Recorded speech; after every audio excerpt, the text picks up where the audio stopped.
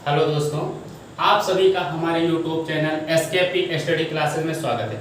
तो आज दोस्तों हम लोग आपके लिए वनस्पति विज्ञान की प्रमुख शाखाओं के बारे में अध्ययन करते हैं। तो हम लोग पहले देखते हैं कि जो पेड़ पौधे होते हैं इनमें कई शाखाएं होती है। तो आज इनके बारे में हम लोग अध्ययन कर लेते हैं।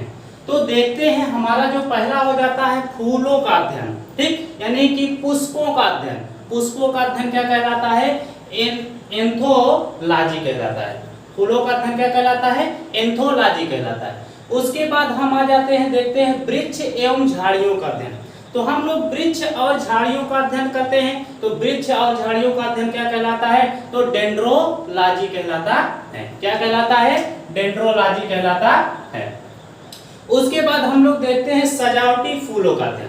तो सजावटी फूलों का अध्ययन, जैसे हम लोग शादी विवाह में गाड़ियां सजाते हैं, जयमाल पे सजाते हैं, तो इन जो फूलों का अध्ययन किया जाता है वह क्या कहलाता है? तो वह कहलाता है हमारा फ्लोरिकल्चर कहलाता है। ठीक, तो इसको आप लोग अच्छी तरह से ध्यान दीजिएगा, ये काम देगा आप लोग को। ठीक, तो उसके बाद हम लोग देखते हैं ऊतकों का अध्ययन।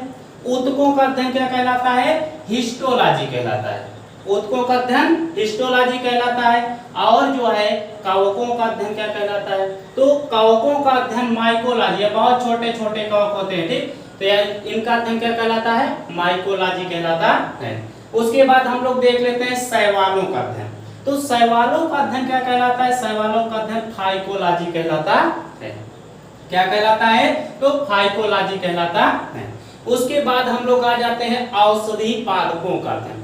तो हम लोग जानते हैं कि हमारे जो है पृथ्वी पर उपस्थित कई ऐसे पादप हैं जिससे दवाइयां बनती हैं, औषधियां बनती हैं, ठीक, तो उनका अध्ययन हमारा क्या कहलाता है? तो फार्मेकोलॉजी कहलाता है। ठीक, जो बाबा रामदेव की जड़ी बूटी है इन्हीं पादपों, औषध पादपों से जो है बनाई जाती है। उसके बाद हम लोग देखते हैं विषाणुओं का अध्ययन। तो विषाणुओं का अध्ययन क्या कहलाता है? वायरोलॉजी कहलाता है। उसके बाद फसली पादपों का अध्ययन। तो फसली पादपों में हम लोग जानते हैं या हमारे आवश्यकता की चीज होती है। आवश्यकता की आपूर्ति कौन कराता है? तो जो फसली पादप होते हैं यही कराते हैं। जैसे हम लोग धान, गेहूं, मक्का, जौ, बाजरा ये सब देख लेते हैं, हमारे क्या है? फसली पादप कहलाते हैं। तो इनका अध्ययन क्या कहलाता है? एग्रोनॉमी कहलाता है। उसके बाद हम लोग देख लेते हैं, हमारा अगला जाता है फल या सब्जियों का अध्ययन।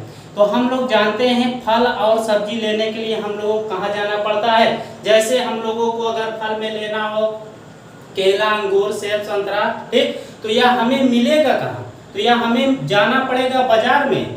और सब्जियां भी लेनी है, ठीक, तो आलू, बैगन, ठीक, कद्दू, लौकी, ये सभी कहाँ मिलेगी हमें? तो ये सभी हम लोगों को हाट बाजार में मिलेगी, ठीक, यानी मार्केट में जाना पड़ेगा। ठीक, तो हार्टिकल्चर यानी हमें हाट बाजार में जाना पड़ेगा। ठीक, तो इसीलिए क्या हो जाता है? हार्टिकल्चर हो जाता है।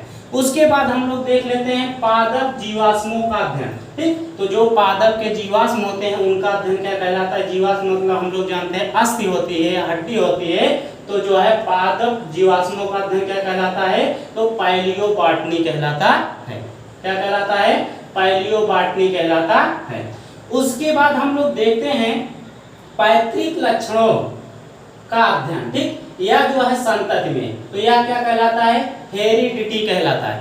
हम लोग जानते हैं आनुवांशिकी पढ़े हैं, तो आनुवांशिकी पढ़े तो उसमें हम लोग देखते हैं कि जो पैतृक गुण होता है वह पैतृक गुण जाता किसमें है? तो उसकी संतान में जाती है। किसमें जाती है? तो जो पैतृक गुण होता है उसकी संतान में जाती है, तो उसकी संतान में क्या होती है? परिवर्तन होता है, वह क्या कहलाता है? हेरिडिटी कहलाता है। उसके बाद हम लोग आते हैं, हमारा अगला क्वेश्चन हो जाता है 13 नंबर, तो आनुवांशिक विभिन्नताओं का अध्ययन। ठीक, तो आनुवांशिक विभिन्नताओं का अध्ययन। ठीक, तो हम लोग आनुवांशिकी के बारे में इसके पहले वाली क्लास में देख चुके हैं। तो जेनेटिक ऑफ फादर किसे कहा जाता है? तो genetic of father John Mendel को कहा जाता है। ठीक, तो इसके जनक कौन माने जाते हैं? तो मेंडल साहब माने जाते हैं। ठीक, तो मेंडल ने देखा था, ठीक, तो जेनेटिक का सिद्धांत किसने दिया था? तो जॉन मेंडल ने दिया था। ठीक, उसके बाद आनुवांशिकी विभिन्नताओं का अध्ययन क्या कहलाता है? तो जेनेटिक्स कहलाता है। ठीक, उसके बाद हम लोग अगले आते हैं, तो पादपों की आकारिक संरचना का अध्ययन क्या कहलाता है? तो हम लोग देखते हैं बहुत से पादप होते हैं, बहुत से पेड़ पौधे होते हैं, तो उसमें क्या होती है, एक अपनी आकारी क्या होती है, संरचना होती है। जड़ की संरचना अलग होती है, उसके तने की संरचना अलग होती है, ठीक, और उसकी बाह्य संरचना क्या होती है, अलग होती है। तो इसका जो आकारी अध्ययन होता है या क्या कहलाता है, तो मार्फोलॉजी कहलाता है। उसके बाद हमारा जो है सबसे लास्ट क्वेश्चन 15वां क्वेश्चन हो जाता है, 15 नंबर क्वेश्चन हो जाता है हमारा जो है क्या हो जाता है, आर्थिक महत्व के पादपों का अध्ययन। तो हम लोग जानते हैं जो आर्थिक महत्व के हमारे पादप होते हैं या बहुत महत्वपूर्ण होते हैं। तो हमारी अर्थव्यवस्था को बनाए रखने के लिए इन सभी पादपों की आवश्यकता पड़ती है। तो आप लोग इसे जान सकते हैं कि हमारी अर्थव्यवस्था बनेगी किससे।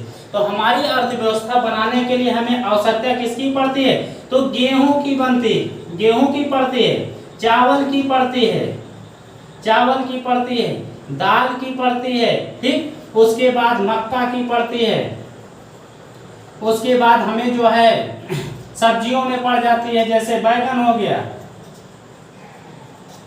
बाजरा हो गया, और जो है अन्य पदार्थ, ठीक। यानी कि जितनी हमारी इकोनॉमिक्स को बनाए रखने के लिए आवश्यकता पड़ती है, हमारे घर की अर्थव्यवस्था को बनाए रखने के लिए आवश्यकता पड़ती है, वह क्या कहलाता है, आर्थिक महत्व के पादप कहलाते हैं। तो आर्थिक महत्व के पादपों का अध्ययन क्या कहलाता है, तो इकोनॉमिक बॉटनी। पहली नंबर इसमें दे ही दिया है कि इकोनॉमिक बॉटनी, ठीक, यानी हमारी अर्थव्यवस्था को बनाए रखने के लिए जिन पदार्थों की आवश्यकता या जिन चीजों की आवश्यकता पड़ती है वह क्या कहलाती है, इकोनॉमिक बॉटनी कहलाती है। तो इसके बाद आज हम लोग जो है वनस्पति विज्ञान की प्रमुख शाखाओं के बारे में देख ली। अब जो है कल हम जब आएंगे तो कल आप लोगों के लिए जो है जीव जगत की प्रमुख शाखाएं यानी जंतुओं के जो है जंतु विज्ञान की प्रमुख शाखाओं के बारे में पढ़ेंगे। तो आप लोगों को क्लास कैसी लगी दोस्तों? अगर आप लोगों को क्लास अच्छी लगी हो तो लाइक करें, साथ साथ शेयर करें। अगर चैनल पर नए हो तो चैनल को भी सब्सक्राइब करें ताकि हमारा हौसला बढ़ता रहे। जय हिंद।